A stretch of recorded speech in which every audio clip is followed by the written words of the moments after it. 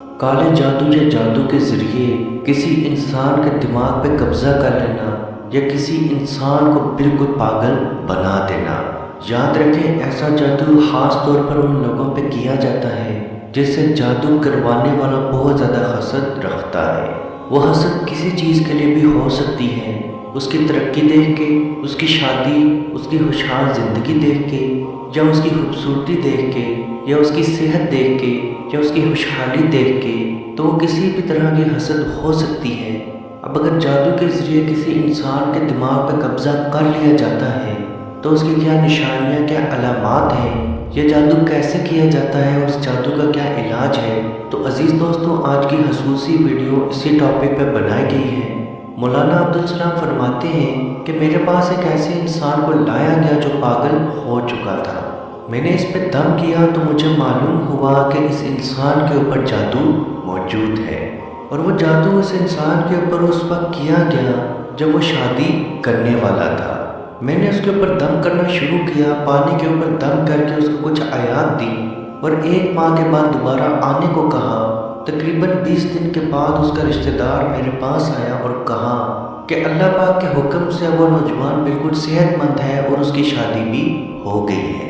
حضرت حارجہ بن سلد رضی اللہ تعالیٰ عنہ کہتے ہیں کہ ان کے چچا نبی کریم صلی اللہ علیہ وآلہ وسلم کے پاس حاضر ہوئے اور اسلام قبول کیا۔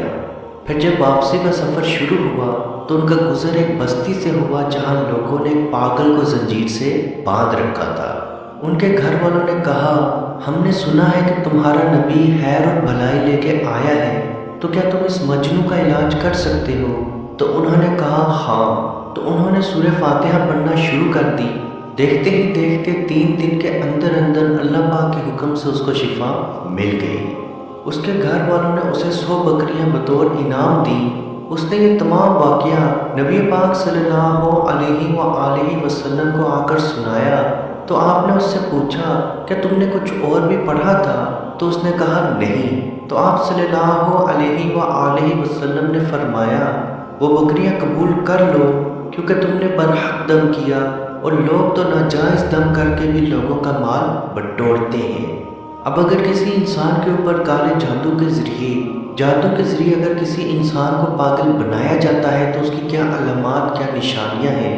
تو سب سے پہلے وہ انسان تنہائی میں رہنا شروع کرے گا، چھوٹی چھوٹی باتوں کے اوپر بہت زیادہ لڑائی جھگڑے شروع کرے گا، حد سے زیادہ چیزوں کا توڑ پھوڑ کرنا شروع کر دینا، ٹکٹکی باندھ کر کسی چیز کو اچانک سے دیکھنا شروع کرنا، گھر میں رہنا تو پورا دن گھر میں رہنا، باہر نکلنا تو پورا کا پورا دن باہر پھرتے رہنا، اپنے لباس، اپنے چہرے کا خیال بالکل نہ رکھنا، کھاتے ہوئے کھانے کا لحاظ یا تمیز نہ رکھنا، جسم پہ کٹ کے نشان نظر آنا، ایسا لگنا کسی بلیڈ یا کینچی کی مدد سے آپ کے جسم پہ نشان لگائے گئے ہیں، آنکھوں کے نیچے، حد سے زیادہ آنکھوں کے نیچے کالے نشانات یا ڈارک سرکلز آ جانا، اچانک سے بہت زیادہ انسان کمزور ہو جانا جبکہ میڈیکل رپورٹس بالکل کلیئر ہوں، حد سے زیادہ دماغ میں برے خیالات آنا، یا 5 دفعہ خودکشی کے بارے میں بھی بار بار سوچنا۔ عزیز دوستو، اگر آپ میں یہ جادو کی علامات موجود ہیں یا آپ کے کسی جاننے والے میں یہ جادو کی علامات موجود ہیں تو اس کا علاج جلد سے جلد شروع کریں۔ اس جادو کا علاج کیسے کیا جائے؟ تو اس جادو کا علاج آپ نے 1 ماہ تک لگاتار 1 ماہ تک ضرور کرنا ہے۔ یاد رکھیں، اس طرح کے جادو کا علاج ہونے میں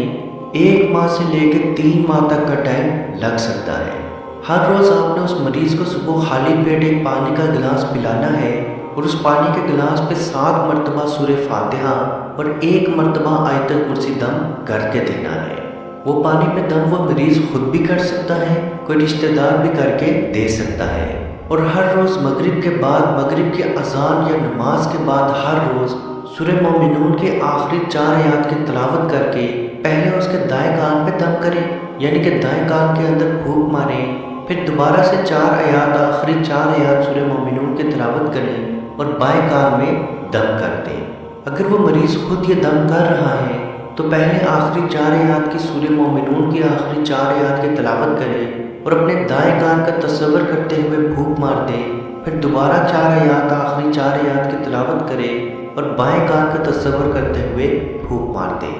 یاد رکھیں اس طرح کے جادو کے لیے جادوگر جنات کو یا جن کو آپ کے اوپر حاوی کرتا ہے، جن آپ کے جسم میں داخل ہو کے آپ کے دماغ پہ قبضہ کر لیتا ہے۔ تو جنات یا جن جیسے ہی آپ کے دماغ پہ قبضہ کرتے ہیں، وہ تمام سگنل جو دماغ آپ کی باڈی کو دے رہا ہوتا ہے وہ جنات روک دیتے ہیں۔ اس عمل کے ساتھ ساتھ آپ نے ہر روز سونے سے پہلے سورہ بقرہ کی آخری 3 آیات کی تلاوت بھی ضرور کرنی ہے۔ نبی پاک صلی اللہ علیہ وآلہ وسلم کا فرمان ہے، سورہ بقرہ کی تلاوت کیا کرو کیونکہ جادوگر اس کے اوپر طاقت نہیں رکھتا، یعنی کہ آپ کے اوپر کیسا بھی جادو کیوں نہ ہو، سورہ بقرہ کی تلاوت اس کا 100% علاج ہے۔ ایک اور روایت میں آپ صلی اللہ علیہ وآلہ وسلم نے فرمایا، جس گھر میں لگاتار 3 راتوں تک سورہ بقرہ کی آخری آیات کی تلاوت کی جائے، اس شخص کے گھر سے، اس کی زندگی سے، اس کے گھر والوں کی زندگی سے جنات شیاطین دور بھاگ جاتے ہیں۔ اللہ پاک سے دعا ہے کہ ہم سب کو اپنے حفظ و ایمان میں رکھے اور کشمیر کے بھائیوں پہ خصوصی رحم عطا فرمائے اور ان کو آزادی کی نعمت عطا فرمائے، آمین۔ اللہ حافظ۔ اعوذ باللہ من الشیطان الرجیم، بسم اللہ الرحمن الرحیم، للہ ما فی السماوات وما فی الارض وَإِن تُبْدُوا مَا فِي أَنفُسِكُمْ أَوْ تُخْفُوهُ يُحَاسِبْكُم بِهِ اللَّهُ فَيَغْفِرُ لِمَن يَشَاءُ وَيُعَذِّبُ مَن يَشَاءُ وَاللَّهُ عَلَى كُلِّ شَيْءٍ قَدِيرٌ۔ آمَنَ الرَّسُولُ بِمَا